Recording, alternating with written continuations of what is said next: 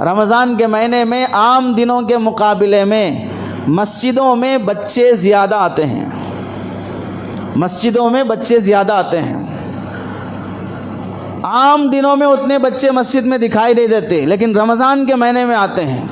افسوس یہ ہے رمضان کے مہینے میں بچے آتے ہیں، انہیں معلوم نہیں ہوتا مسجد کا ادب کیا ہے، کیسے رہنا چاہیے۔ وضو بنانے کے لیے نل کھول دیتے ہیں، پانی جاتے رہتا ہے۔ وہ جان بوجھ کر غلطی نہیں کرتے، جان بوجھ کر شرارت نہیں کرتے، وہ معصوم ہیں، انہیں غلطی کیا گناہ کیا معلوم نہیں ہوتا ہے۔ اس واسطے وہ ہمیں دیکھ کر سیکھنا چاہتے ہیں، ہمیں دیکھ کر سیکھنا چاہتے ہیں۔ ہم رکعت باندھ کر کھڑے ہو گئے، ان کو معلوم ہی نہیں رکعت کیا چیز ہے، رکوع کیا چیز ہے، سجدہ کیا چیز ہے، ہماری نقل کرنا چاہتے ہیں۔ یہ بہترین موقع ہے ہمارے بچوں کی تربیت کا۔ رمضان کے مہینے میں مسجد میں بچے آئیں، آنے دو، اپنے بچوں کو لاؤ۔ 5 سال سے بڑی عمر کے جتنے بھی بچے ہیں ان بچوں کو اہتمام سے لاؤ، محبت سے پیش آؤ۔ کوئی نمازی کسی بچے کے ساتھ بدتمیزی نہ کرے۔ نل کھول دیا، ڈانٹ رہے، اے نل بند کرو، تم پیچھے جاؤ، یہاں کھڑے ہو گئے، گریبان پکڑ کے کھینچ رہے۔ ایک آڈیو کسی بندے نے ڈالا، بچہ صف میں نماز میں سجدے میں ہے اور ایک بیل قسم کا انسان آ کر لات مار کر بچے کو ہٹا رہا ہے، پیر مار کر بچے کو سجدے کی حالت میں ہٹا کر خود نماز میں کھڑے ہو رہا ہے۔ میں نے وہ ویڈیو دیکھا تو من کرا اگر وہ بندہ مل جائے تو 4-5 جوتے اسے سڑک پر مارنا چاہیے۔ اتنی عقل نہیں ہے کہ بچہ معصوم ہے، تیرے سے پہلے آ کر صف میں وہ سجدے میں پڑا ہوا ہے اور تو بیل قسم کا بازار میں چرتا ہوا جانور اور اس بچے کو آ کر لات مار رہا ہے۔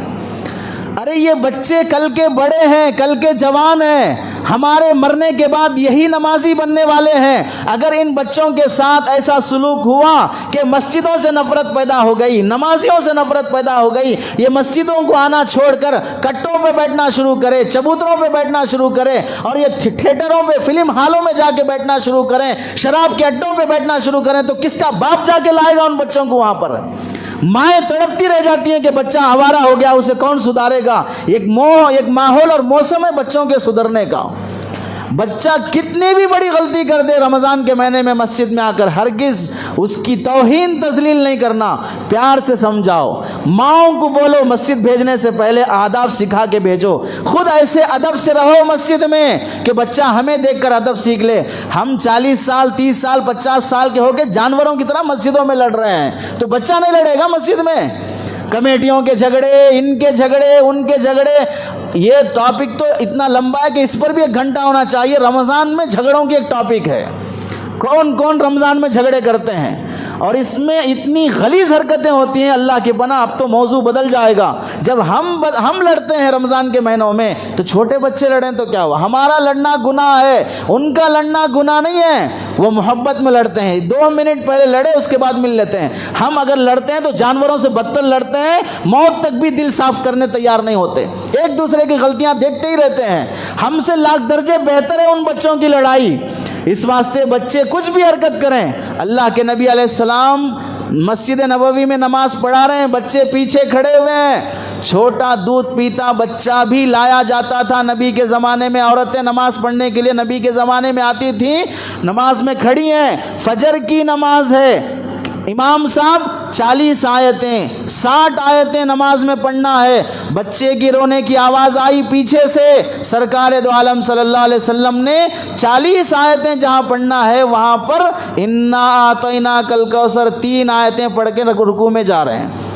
3 آیتیں پڑھ کر نماز کے بعد فرماتے ہیں میرا من کر رہا تھا کہ میں لمبی قرات کروں، لیکن بچے کے رونے کی آواز آئی، وہ بچہ دودھ کے لیے رو رہا ہے، اس کی ماں بے چین ہوگی، اس واسطے میں نماز کو مختصر کر دیا۔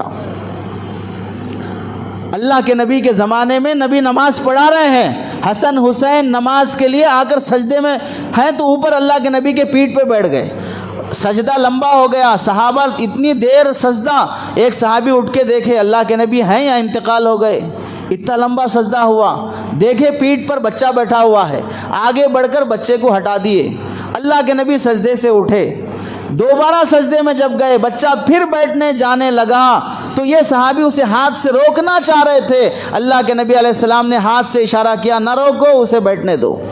کہاں؟ نبی کے اوپر مسجد میں نماز کی حالت میں سجدے میں بیٹھنے جا رہا بچہ. کتنا برداشت کیا اللہ کے نبی علیہ السلام نے بچوں کو.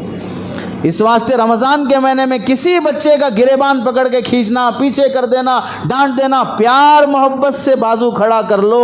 ہمارے عمل سے مسجدوں سے محبت پیدا کرو. کل ہم اتنی خدمت نہیں کرتے جتنا یہ بچے کرتے ہیں. افطار کے لیے دیکھ لو، مسجدوں میں افطار کا انتظام ہوتا ہے، پاکی صفائی کرنا ہے، مؤذن کا ساتھ دینے والے بڑے لوگ ہوتے ہیں یا چھوٹے بچے ہوتے ہیں؟ پاکی صفائی میں ساتھ دینے والے بڑے لوگ ہوتے ہیں، چھوٹے بچے ہوتے ہیں.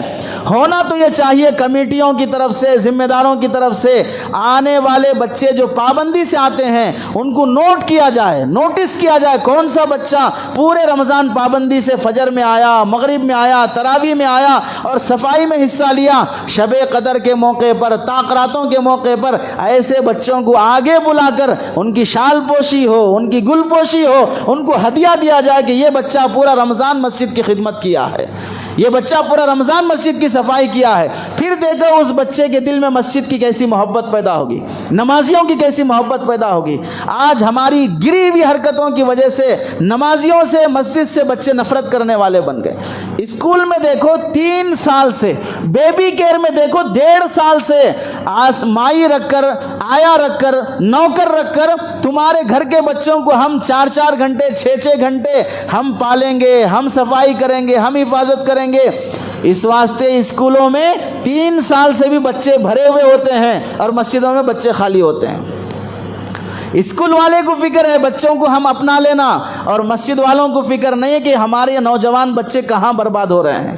اس واسطے رمضان کے مہینے میں بچوں کے ساتھ سختی سے پیش نہ آیا جائے.